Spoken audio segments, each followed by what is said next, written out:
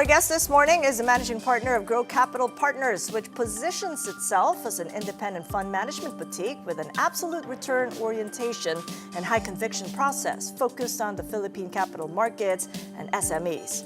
With us is Joseph Garcia. It's good to see you again, PJ. Welcome back to the program. Good morning and good to see you again, Kathy. It's been a while, but Yes, thank you for having me. It's been a while, and that a while is like August. So Yeah, 6 months about have 6 passed, months, and yeah. congratulations, you've celebrated 5 years at Yes. Grow Capital Partners. Thank you very much. And during that time, I know that we talked about the flood control scandal. It was just becoming a systemic issue. Yes.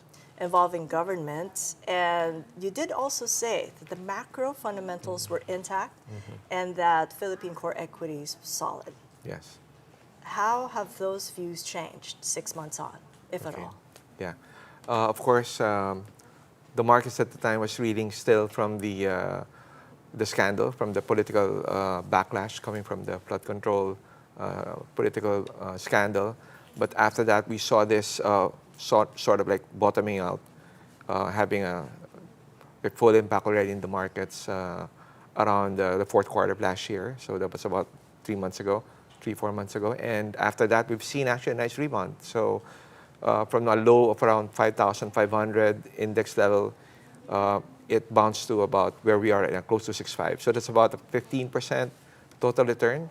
And I think that's a good bounce. Did you go for that ride? Yes, we did. You didn't sell? We at didn't, its but we're lows? now selling actually. We're taking some money off the table on Philippine equities.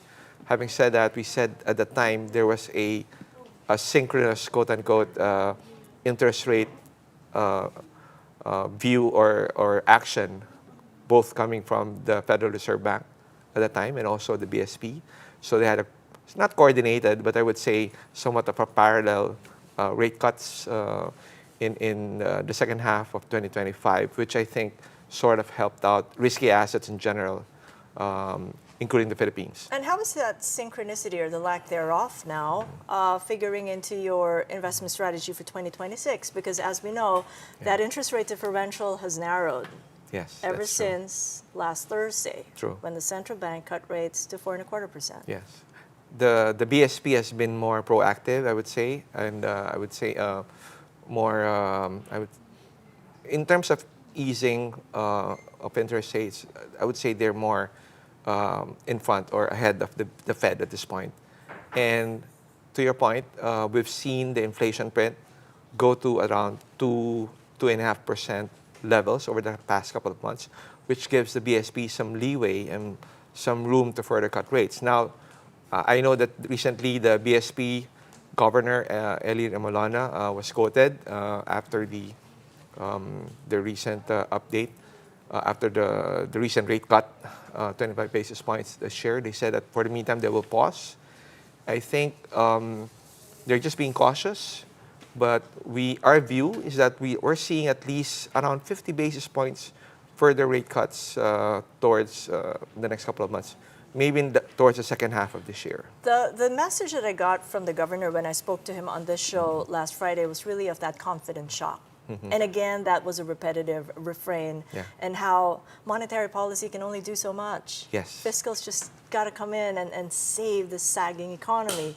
So from that perspective, how is that influencing the way you're reassessing that barbell strategy of taking all the risk and then becoming also protective about your assets and preserving the value?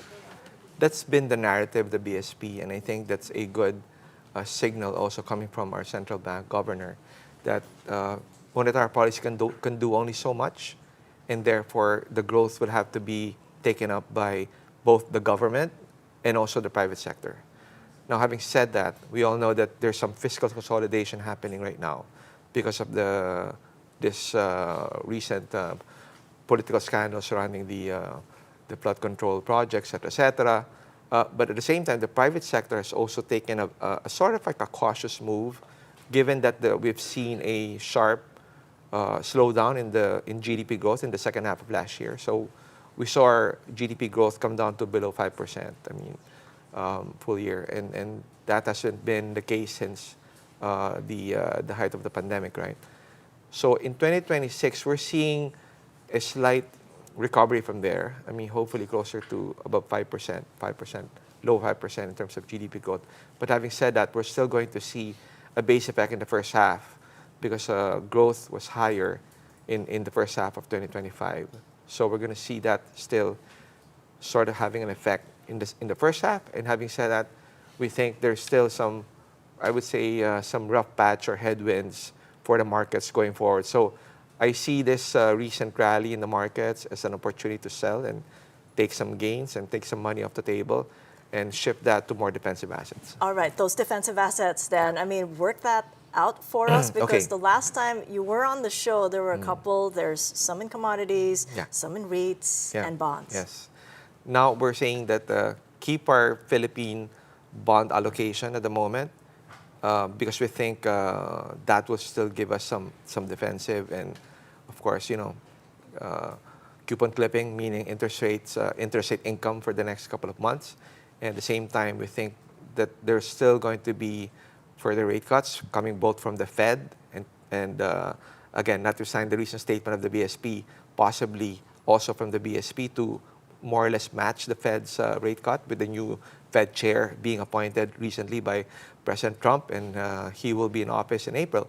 So having said that, we think there will be some opportunities as we see more volatility in the next couple of months, and the current risk-off environment may be sort of like an opportunity for investors to position for 2026. We're seeing your asset allocation here on screen for the first time. Could you work that out for us, especially you've bulked up in gold? Yes. Was that the time when gold was punching up $5,000 or well before that? Thank you for mentioning gold because we recommended gold actually when it sort of like close to $4,000 per ounce at the time. We said around 3.5, 3.7, and we saw that there's a sort of like a shift to safe haven assets like gold, mainly because of what's happening around the geopolitics and also with the recent economic backlash on President Trump's tariff announcements. So those are some of the, I would say, potential growth drivers for gold. But at the same time also, we're seeing global central banks buying gold in a big way.